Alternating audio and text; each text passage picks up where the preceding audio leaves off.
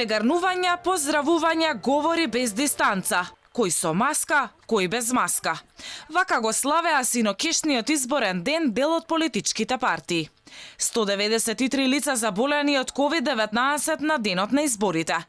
После изборите, каква ќе биде состојбата, никој не знае.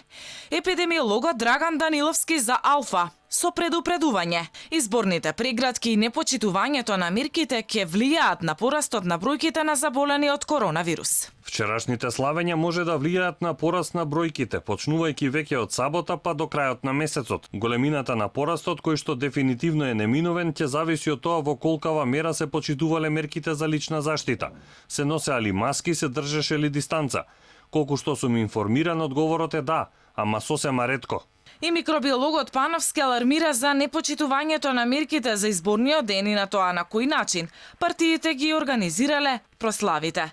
Како најкритични можни кластери ги издвои општините со албанско население.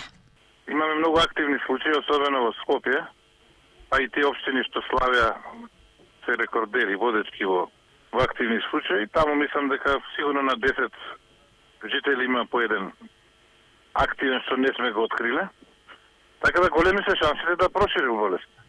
Значи ако се јави во тие места, во тие партии голем број, тоа ќе биде од тоа. Инаку професорот Дејан Трајковски беше единствениот кој уште пред еден месец предвиде дека до 15 јули вкупниот број на заразени со ковид во Македонија ќе надмине 8.000. За жал, беше во право. Каков ќе биде државниот одговор?